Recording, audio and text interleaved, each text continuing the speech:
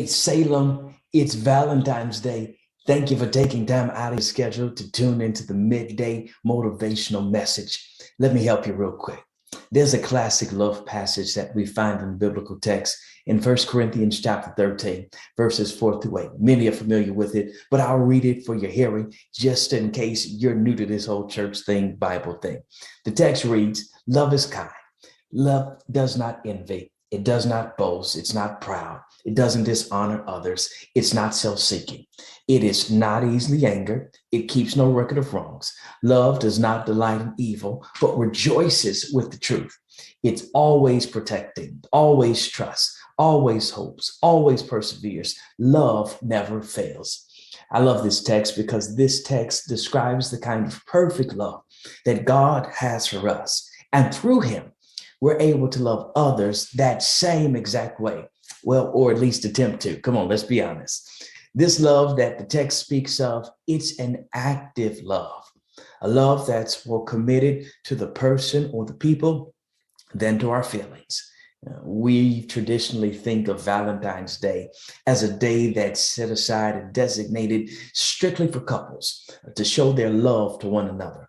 But rarely do we use this day to remind us of God's unmatched love for us. You know what? I think it's important that we do that in light of so many individuals who are divorced, widowed, separated, or just single. They just live in that single life. Listen, it's important that we take the time to reflect upon the agape love, the everlasting love, the unconditional love, the unselfish love that God extends to each of us, regardless of our relationship status. You know, the great thing about God is that God doesn't simply profess God's love in words. God also takes it a step further. God demonstrates God's love in action. Listen, for my linguistic aficionados, that simply means that love is a verb. It's an action word. And 1 Corinthians 13 challenges us to do everything out of love, specifically the kind of love that God has shown through Jesus. That means loving friends as well as enemies, neighbors as well as strangers, and anybody else that you can think of in between. God challenges us through the example that he gave to us through Jesus to love everybody.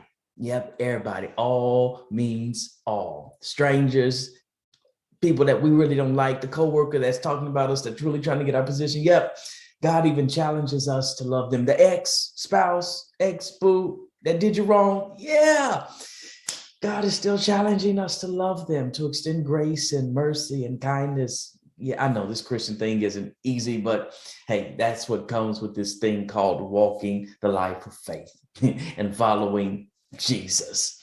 We're challenged to do kind of the unthinkable in certain situations and to do it with the merciful and selfless love that God has shown towards us. Here's a thought.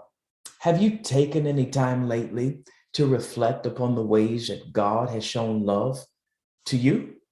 I mean, back over the course of your life, over the course of the past couple of years, over the course of the pandemic, over the course of just this new year, have you paused long enough? Have you taken the time out long enough to reflect upon the multiplicity of ways that God has shown God's love towards you? If not, what better day than today to do that? Here's what I want to challenge you to do. Go ahead, get a pen and a pad, pull them out, and I want you to make a list. I want you to get it out of your head and onto paper. And yes, it does make a difference. I know you can run through a laundry list of things you can shout about in your head, but it makes a difference when you take it from your head to the pad, to the piece of paper, and you're able to then look at this ocular demonstration, this visual representation of all the things that God has done in your life that has demonstrated God's love towards you.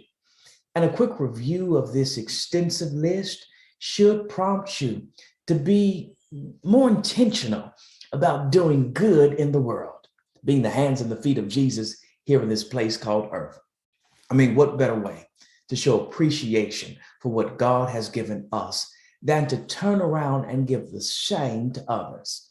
I mean, John 13:34 does say, "A new commandment I give to you, that you love one another as I have loved you.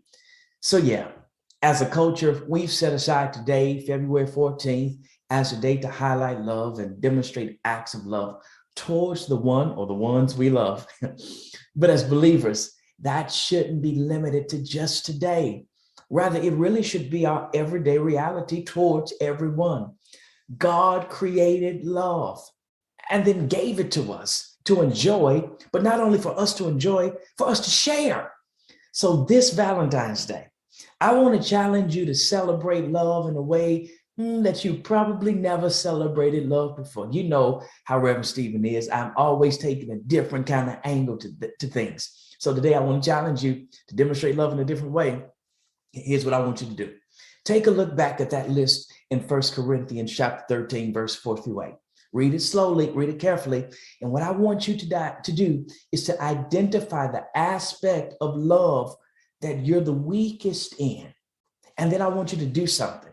Do something that will stretch you to grow in that particular aspect of love. That's how I want you to celebrate Valentine's Day. That's the challenge, the Valentine's Day challenge that I want to put out there. Look at that list. 1 Corinthians, find that aspect of love that challenges you, that you suck at, that you're weak at, that's like, I really don't want to do that. That ain't me.